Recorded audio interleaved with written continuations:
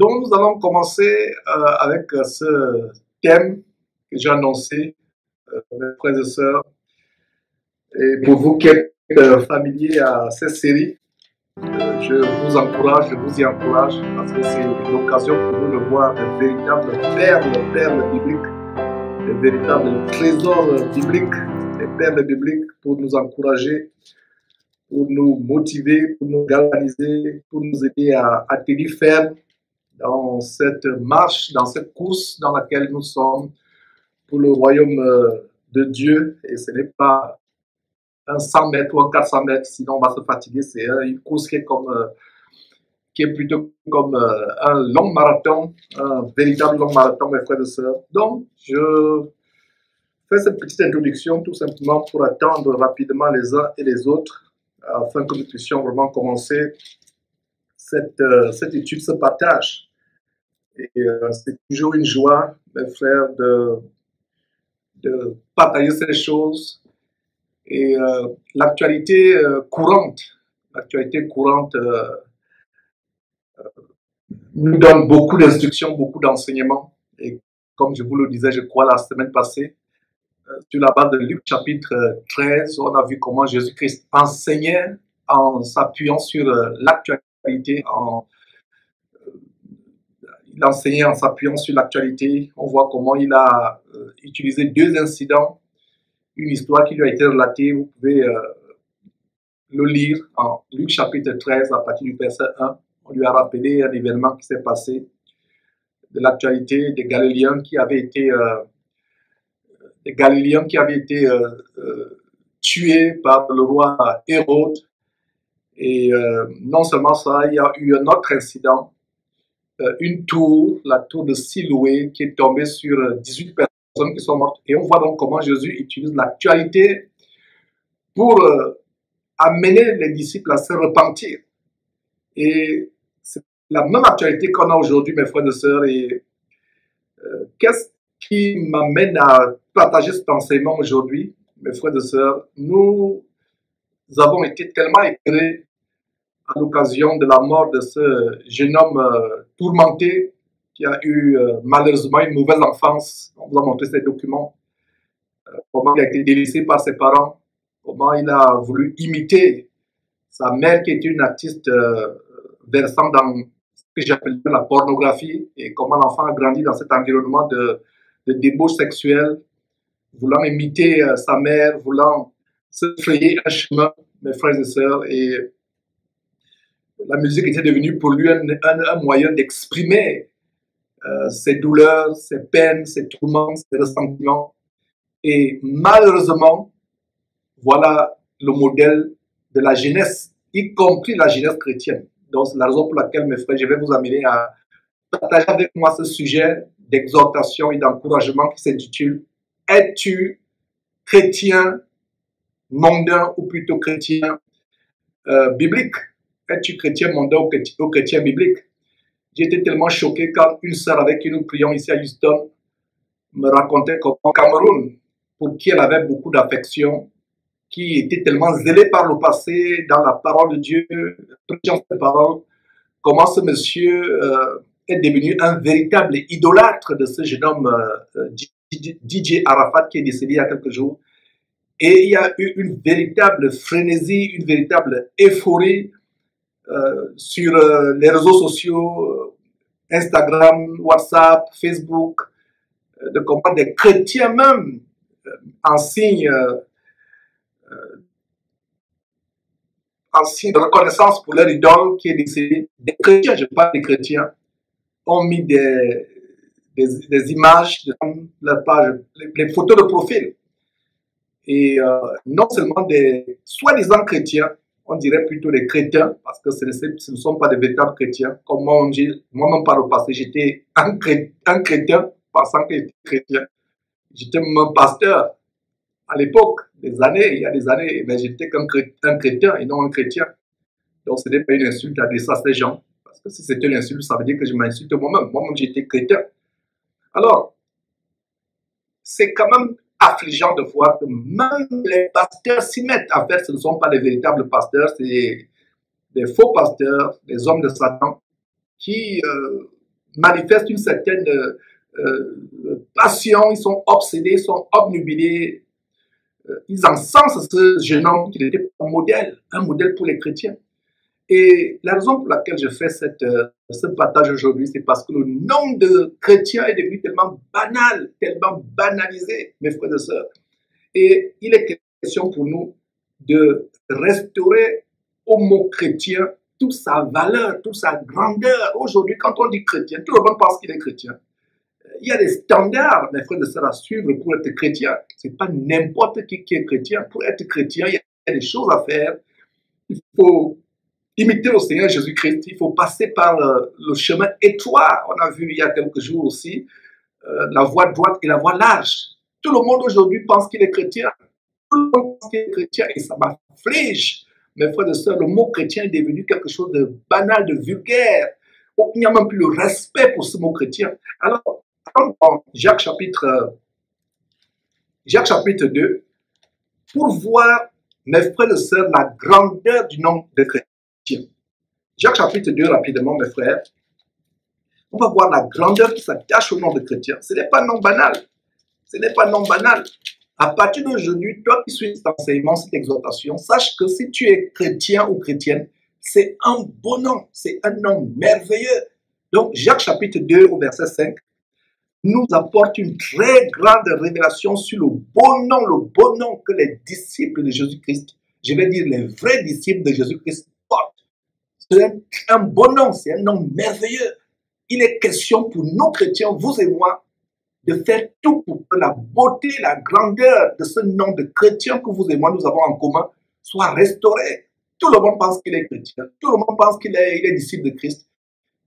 Vous ne pouvez pas être disciple de Jésus-Christ si vous avez un pied en Christ et un pied dans le monde. Bien que nous vivons physiquement dans ce monde, nous devons, par notre attitude, par notre engagement, notre radicalisme, nous devons nous séparer du monde, divorcer d'avec le monde, Alors si quelqu'un continue à aimer le monde, soi-disant chrétien, continue à se vautrer dans les choses du monde, il n'est pas chrétien. Alors, mes frères, le contexte de Jacques chapitre 2, verset 5, c'est le contexte où ces soi-disant leaders religieux faisaient du favoritisme, privilégiaient plutôt les personnes réputées, les personnes nobles. Par exemple, quand un noble entrait dans une assemblée, on lui donnait les premières places, les mêmes choses qui se passent aujourd'hui. L'église du premier siècle a commencé à chavirer, a commencé à prendre des voies de dérive, de contrefaçon, au point où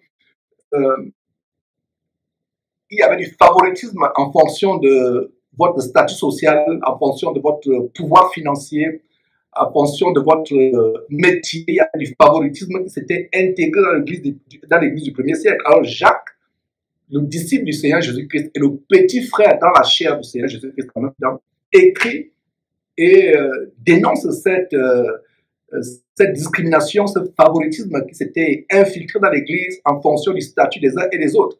Et je lis rapidement pour vous donner le contexte, mais dans ce contexte, nous allons avoir une révélation qui nous montre comment le nom de chrétien est tellement beau. Alors, mes frères, verset 1, que votre foi en notre glorieux Seigneur Jésus-Christ soit exempte de toute acception de personne.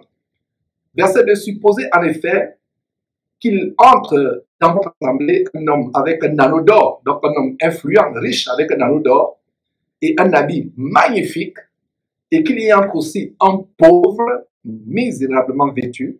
Verset 3, si, tournant vos regards vers celui qui porte l'habit magnifique, vous lui dites, toi, assieds-toi à cette place d'honneur, et si vous dites au pauvre, toi, tiens-toi là, debout, tu n'as pas de place dans cette assemblée, ou bien assieds-toi au-dessous de mon marchepied, je ferai de toi ma serpillère. Vous dites cela aux pauvres. Regardez ce que le Saint-Esprit continue à dire, à réprimander par la bouche par les écrits de Jacques au verset 4. Ne faites-vous pas en vous-même une distinction et ne jugez pas sous l'inspiration des pensées mauvaises. Écoutez, mes frères bien-aimés, Dieu n'a-t-il pas choisi les pauvres aux yeux du monde pour qu'ils soient riches en la foi et héritiers du royaume qu'il a promis à ceux qu'il aime? Verset 6, il a dit, et vous, Vous avilissez le pauvre. Ne sont-ce pas les riches qui vous oppriment et qui vous traînent devant les tribunaux? Ne sont-ce pas eux qui outragent le bon nom que vous portez? Voilà, dans ce contexte de réprimande de ces leaders religieux qui faisaient la discrimination, dans ce contexte, nous avons une révélation au verset 7. La révélation, c'est que les gens puissants de ce monde, les riches de ce monde, font quoi? Outragent le bon nom que vous portez. Quel est ce bon nom? C'est le nom de chrétien. Voilà le but de cette exhortation aujourd'hui. Es-tu un véritable chrétien? Honores-tu ce bon nom de chrétien que tu portes? Ou l'outrages-tu? Parce que beaucoup de chrétiens parmi nous, même vous, certains parmi vous qui me suivez actuellement, certains parmi vous outragez sans le savoir le bon nom de chrétien que nous portons, que nous avons en commun. Et une manière d'outrager, c'est-à-dire de piétiner, d'insulter, d'injurier le bon nom de chrétien, c'est de se conformer selon ce monde.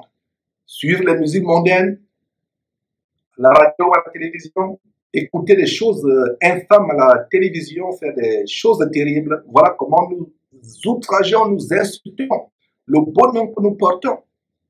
Ça m'afflige, ça me fend le cœur de voir comment des chrétiens peuvent idolâtrer les artistes de ce monde, les stars du cinéma, les stars de la musique, les stars du football, des chrétiens.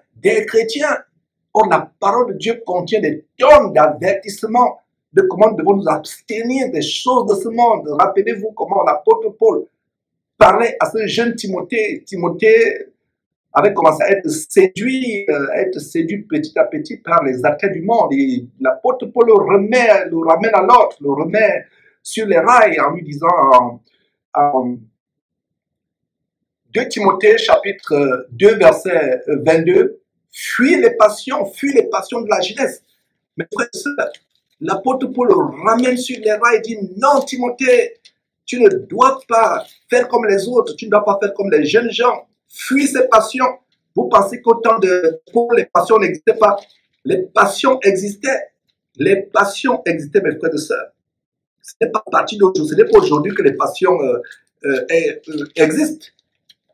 Regardez, au temps de l'apôtre Paul, il y avait des stars où il y avait des combats avec des animaux, il y avait des courses d'athlétisme. Allez faire des recherches si vous avez le temps sur l'origine des Jeux Olympiques. Il y a des passions.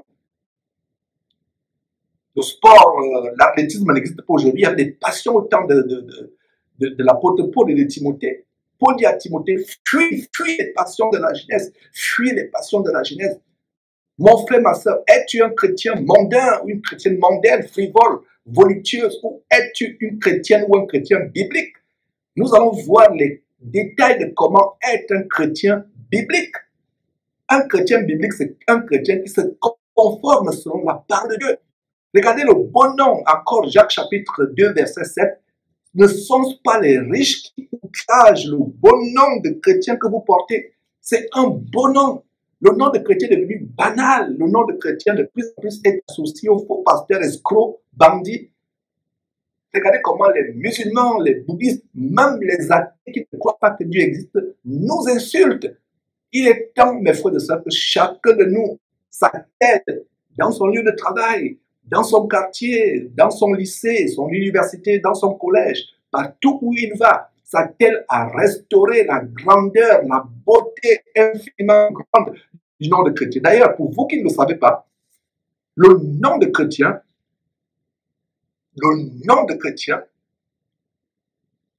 fut mentionné pour la première fois à Antioche. Et comment cela se passait-il?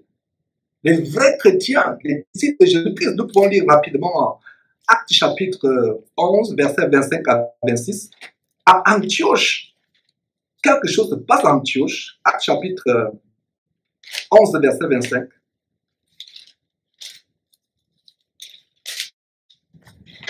Actes chapitre 11. Qu'est-ce que nous voyons au verset 25? Elle dit... Oui, verset 25, allons-y au verset 25, Actes chapitre 11, verset 25. Barnabas se rendit ensuite à Tars la ville dont pour était originaire. Quand on parle de Saul de Tarse, ça veut dire que Saul est originaire, c'est un juif originaire de Tarse. C'est tellement la ville où il est né, où il a grandi. Donc, Barnabas, qui s'appelait Joseph, fils d'exhortation, que nous devons imiter parce qu'on lui avait donné le nom de Barnabas, parce qu'on avait vu en lui un ministère d'exhortation des frères, les encourageant par des paroles, par la parole de Dieu, les encourageant aussi par ses biens. Il était parmi les gens qui ont vendu leur propriété. Vous pouvez aller lire cela à Actes chapitre 4. Donc Barnabas se rendit ensuite à Tarse pour chercher Saul ou Paul. Verset, pendant toute une année, il trouve Saul, Paul. Donc pendant toute une année, un an, ils se réunirent aux assemblées d'église. Il ne s'agit pas de se réunir dans des bâtiments ou dans des synagogues, c'était des assemblées. Ils se réunirent aux assemblées d'église et ils enseignaient beaucoup de personnes. Ce fut à Antioche que pour la première fois, les disciples furent appelés chrétiens. Pour la première fois à Antioche, la toute première fois, voilà la révélation. Combien de chrétiens savent que le mot chrétien est biblique? Ils pensent que le mot chrétien, c'est une invention comme christianisme ou comme chrétienté. Non, le mot chrétien est biblique. Paul et Barnabas étaient des chrétiens. Et pourquoi on les appelait tous ces gens? Pourquoi Antioche, une ville aussi paganisée, avec des choses terribles, avec toutes sortes de passions, avec toutes sortes de choses mondaines, de volupté, de débauche sexuelle? Pourquoi à Antioche, mes frères et sœurs, on les appelait chrétiens? Parce qu'on voit en eux des petits Christ. Le mot chrétien signifie, ça vient du mot grec Christos. Christos, et ne soyez pas épatés par ces mots, mes frères et sœurs, c'est juste pour vous montrer à quel point le mot chrétien signifie comme Christ, à l'image de Christ. Quand on dit chrétien, ça veut dire que nous sommes des petits Christ. Nous sommes les représentants de Jésus-Christ sur terre. 2 Corinthiens chapitre 5, verset 20 dit que Dieu a mis le ministère de la réconciliation. Nous faisons donc des fonctions d'ambassadeurs pour Christ. Réconcilions le monde avec Dieu. Voilà la tâche que nous avons, mes frères. Nous réconcilions le monde avec Dieu. Nous faisons des fonctions d'ambassadeurs comme si Dieu exhortait le monde par nous, comme si Jésus-Christ continuait à faire ce travail par nous. Nous faisons des fonctions d'ambassadeurs. Un chrétien représente Jésus-Christ sur terre. Il est revêtu de toute la puissance de Dieu. Et il a la capacité d'opérer les miracles que Jésus a opérés et d'en faire même de plus grands. Mais les gens se focalisent sur les miracles. Ils ne se focalisent pas sur le standard de piété, d'amour du monde, d'amour, pas d'amour du monde, de haine du monde, pas d'amour du monde, de haine du monde. Ils ne se concentrent pas sur le standard de sanctification sans laquelle personne ne verra le Seigneur. Ils furent appelés chrétiens. Aujourd'hui, quand nous dénonçons ces abominables faux pasteurs ou ces choses mondaines qui malheureusement envahissent les églises, on dit que Georges en juge. Il y a des commentaires qui ont dit, mais Georges, comment tu vas gagner ces jeunes débauchés qui font la musique rap ou le coupé décalé, ou comment tu vas gagner ces prostituées si tu ne montres pas que tu es comme eux? Quelle hérésie! Vous n'allez pas convertir une prostituée, un adepte du coupé décalé ou un adepte de la musique abominable rap en s'habillant comme lui, en ayant votre Bible, en faisant les démarches, en disant oh, yo, yo, yeah, yeah. C'est pas possible. Or, il y a un mouvement venant des États-Unis qui malheureusement est embrassé par les chrétiens à travers le monde. Ce mouvement, c'est le mouvement selon lequel vous allez annoncer Christ aux païens en vous habillant comme eux, en faisant comme eux. C'est comme ça qu'ils seront convertis. Voulez-vous aider Dieu? C'est vous qui convertissez maintenant, alors c'est le Saint-Esprit qui convertit. Regardez ces églises où on organise des concerts de coupé décalé, des concerts de musique mondaine pour attirer les jeunes. Si vous attirez les jeunes avec la musique du monde, vous allez avoir des églises remplies de mondains qui ne sont pas convertis. C'est pour ça qu'il y a la débauche sexuelle, ces pasteurs aussi qui abusent de ces enfants qui s'entrecouchent entre eux, permettez-moi l'expression. Il y a tellement la débauche dans ces églises parce que vous avez attiré ces jeunes gens dans ces soi-disant églises avec les choses qu'ils aiment. Ce mouvement venant des États-Unis qui dit qu'il faut vous asseoir. Le diable ne voudrait pas que nous prêchions véritablement la parole de Dieu. Regardez Jean-Baptiste quand il prêche, allez lire Matthieu chapitre 3, quand il commence à prêcher, il dit race de vipères qui vous a appris à fuir la colère à venir. Même Jésus était dur quand il prêchait. La preuve est qu'en Jean chapitre 6, il a dit que beaucoup de gens ont commencé, même les disciples ont commencé à se séparer de lui, à l'abandonner parce qu'ils ne pouvaient plus supporter la dureté de ses paroles. Vous ne flattez pas les gens. Cette évangélisation qui consiste à vous habiller comme un délinquant avec les jeans destroyers coupés, vous ressemblez maintenant à un fou. Regardez, les sœurs en Christ et les frères en Christ ont des jeans. Il n'y a plus de différence avec un fou dans la rue et ce frère en Christ, ce sœurs en Christ qui parle de jeans destroyers. Nous amenons la délivrance du monde. Nous amenons l'évangile qui délivre du péché avec l'authenticité de cet évangile. Et regardez, mes frères et sœurs, comment Paul et Barnabas ont prêché la parole de Dieu. Et les gens d'Antioche, les habitants mondains d'Antioche, les appelaient comment? Chrétiens. Parce qu'ils ont remarqué que ces gens marchent comme Christ, parlent comme Christ, se comportent comme Christ. Est-ce que Barnabas et Paul se sont déguisés en homosexuels ou en prostituées ou en adeptes des musiques romaines ou grecques pour aller convertir les gens d'Antioche? Non, ils sont restés eux-mêmes des chrétiens transformés et ils ont prêché la parole de Dieu. Mes frères et sœurs, cette évangélisation consiste à se déguiser en prostituée, se déguiser en adepte du coupé décalé, se déguiser en adepte de la musique rap ou reggae pour aller convertir, amener ces gens à la conversion. En fait, ce n'est pas l'homme qui convertit, c'est Dieu. Pour les amener à la conversion, c'est diabolique.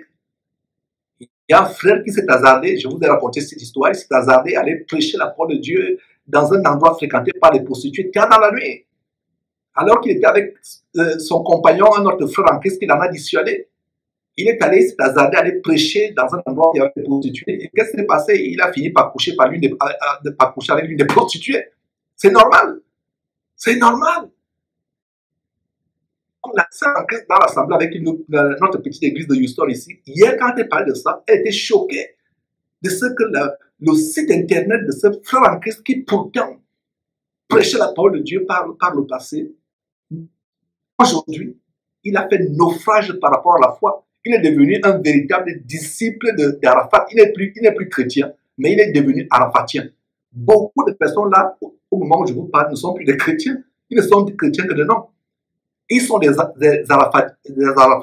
arafatiens. Alors, regardez ce que dit Romains chapitre 12, verset 1 à 2.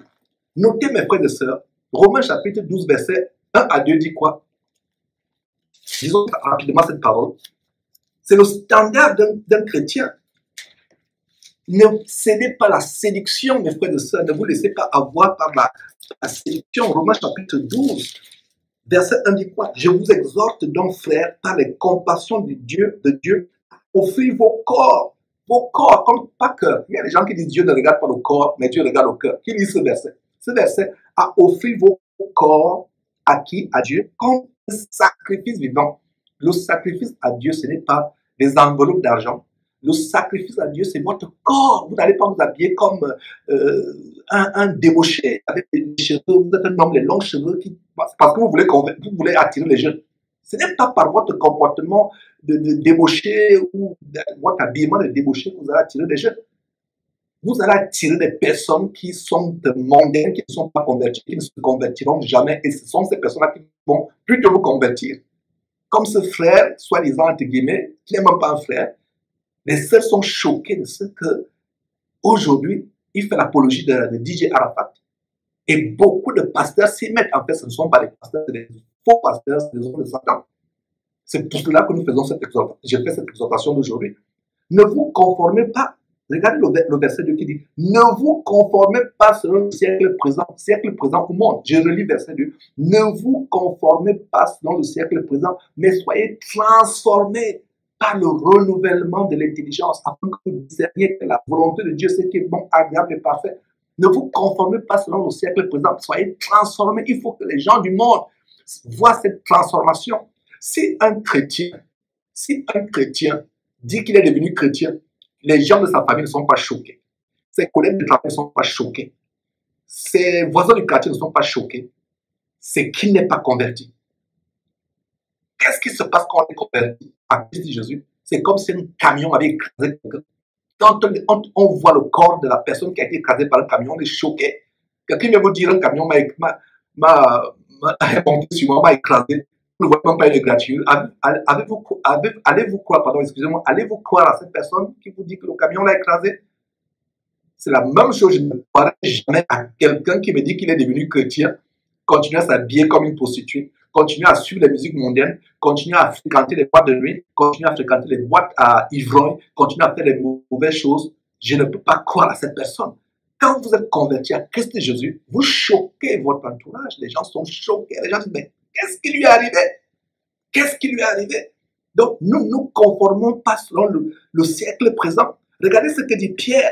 Mes frères et sœurs, lisons Pierre. Rapidement, prenez ces versets. L'apôtre Paul, un vrai disciple de Jésus-Christ, à qui l'apôtre Pierre, pardon, un vrai disciple de Jésus-Christ, à qui Pierre a dit, Jésus a dit, tu es Pierre, tu es Pierre, et sur cette pierre, moi, Jésus-Christ, sur cette pierre, la pierre que moi, Jésus-Christ, je suis, je bâtirai mon église. Et donc, regardez ce que Pierre dit plus tard. 1 Pierre chapitre 2, verset 11 à 12. Verset 11 dit quoi? Bien-aimés, je vous exhorte comme étrangers et voyageurs sur la terre. Nous sommes étrangers. Nous ne sommes pas dans ce monde. Nous sommes étrangers. Je vous exhorte comme étrangers et voyageurs sur la terre à vous abstenir des convoitises charnelles qui font la guerre à l'âme. 1 Pierre chapitre 2, verset 11. Il y a une guerre féroce. Une guerre féroce, mes frères et sœurs, qui est lancée contre notre âme. La guerre, la chair, les passions de la vie, les passions de la jeunesse. Regardez la guerre qu'on nous a fait depuis des jours sur les réseaux sociaux, Facebook, YouTube, mes frères et sœurs. C'est des chrétiens qui supportent cet homme, malheureusement, qui est entré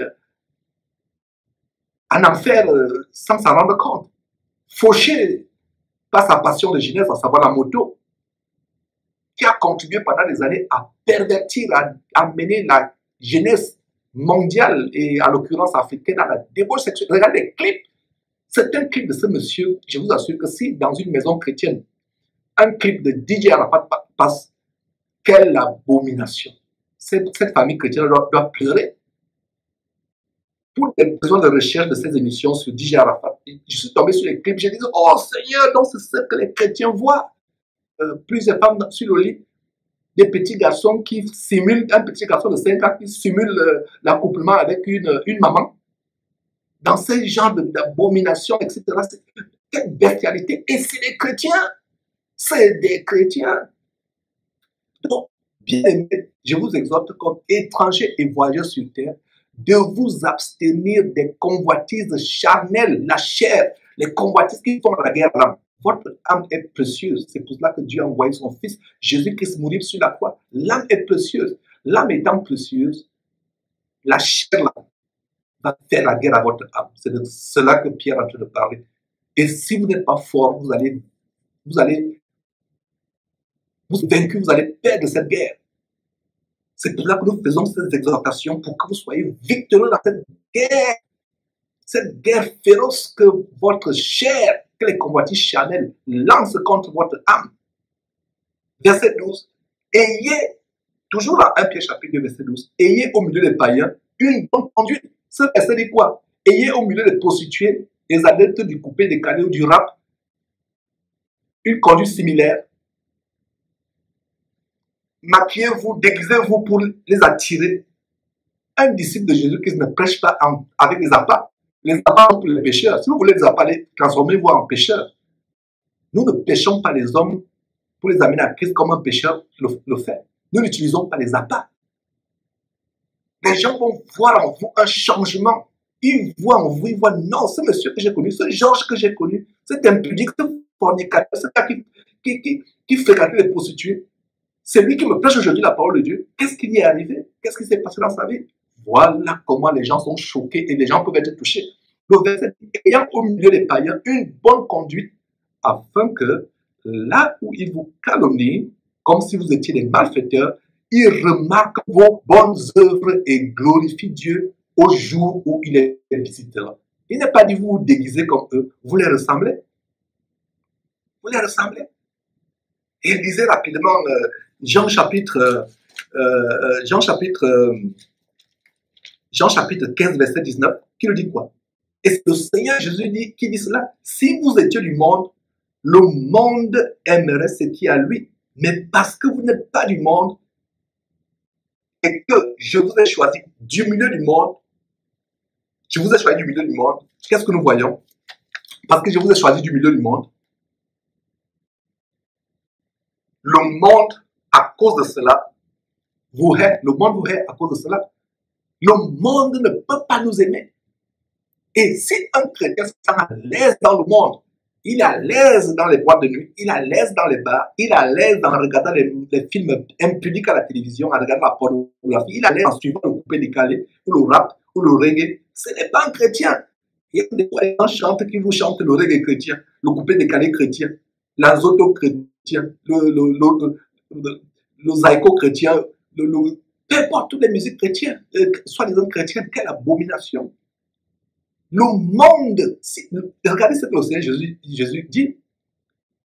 Si vous étiez du monde, le monde aimerait ce qui est à lui. Mais parce que vous n'êtes pas du monde et que je vous ai choisi du milieu du monde, à cause de cela, le monde vous hait. Vous ne pouvez pas aimer deux choses. Comme le Seigneur Jésus dit en Matthieu chapitre 6, verset 24. Vous ne pouvez pas aimer maman et Dieu. Maman, c'est le symbole de tout ce qui est les attraits du monde, la gloire du monde. Hein? Vous ne pouvez pas. Matthieu chapitre 24, nul ne peut servir deux maîtres, car ou il haïra l'un et aimera l'autre, ou il s'attachera à l'un et méprisera l'autre. Nul ne peut servir Dieu et maman. Vous avez un pied à Dieu, vous avez un pied à maman. Maman, c'est tout ce qui est le système du monde, l'argent, les plaisirs, les passions et tout cela. Dans 1 Jean chapitre 2, verset 16 à 15 à 16, 1 Jean, 1er Jean chapitre 2, verset 15 à 16, n'aimez point le monde, ni les choses qui sont dans le monde. Si quelqu'un aime le monde, l'amour de Dieu n'est pas en lui, mon frère, ma soeur, ne te manque pas toi-même. Si tu aimes le monde, tu es un chrétien mondain, tu n'es pas un chrétien sur la parole de Dieu. Jean chapitre 4, verset 4, adultère, adultère. Si c'est Georges qui avait dit adultère, on disait dire, Georges, tu insultes. Regardez comment Jacques appelle une catégorie de chrétiens, il dit chrétien adultère. Chrétien adultère, Jacques chapitre 4, le frère de Jésus-Christ appelle une catégorie de chrétiens, chrétien adultère. Ne savez-vous pas que l'amour du monde est inimitié contre Dieu? Celui qui veut se rendre ami du monde, des musiques mondaines, des choses mondaines, la manière de s'habiller mondaine, vous devenez automatiquement ennemi de Dieu. Allez bien lire Jacques chapitre 4, verset 4. Mes frères et sœurs, terminons rapidement par 1er Jean chapitre 4, verset 5.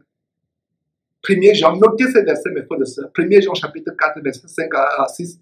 Eux, ils sont du monde. C'est pourquoi ils parlent d'après le monde les écoute.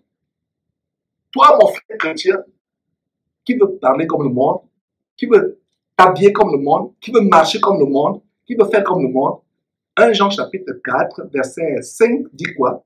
Eux, ils sont du monde. C'est pour ça que le monde les écoute. Ils parlent d'après le monde et le monde les écoute. Regardez comment les gens me font la guerre sur les réseaux sociaux à cause de mes publications. Le mot qu'ils aiment, tu juges, tu juges, tu juges. Voilà la parole de Dieu. Si je juge, donc Dieu les juge alors. Parce que c'est la parole de Dieu que je viens de donner. Donc ils sont du monde.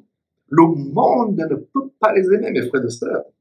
Le monde ne peut pas les aimer. Eux, ils sont du monde, c'est pourquoi ils parlent du monde. Donc, toi, chrétien, qui veut parler comme le monde, qui veut marcher comme le monde, ce verset te condamne. Ce n'est pas Georges qui te juge, ce verset te juge. Verset 6, nous sommes de Dieu.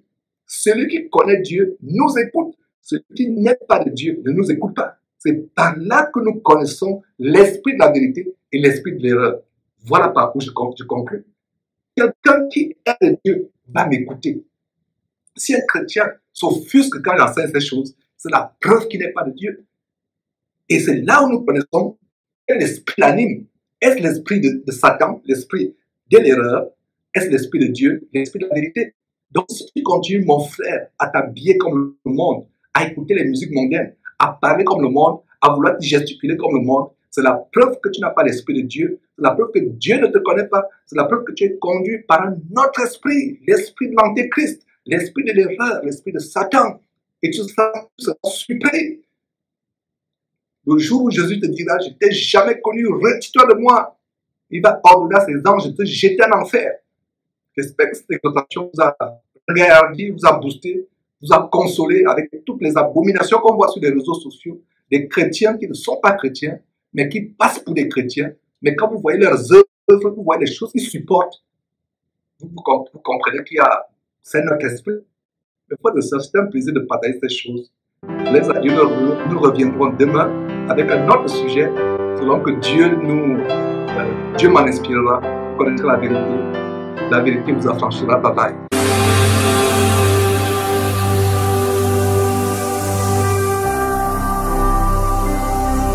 Jésus-Christ TV, vous connaîtrez la vérité et la vérité vous affranchira.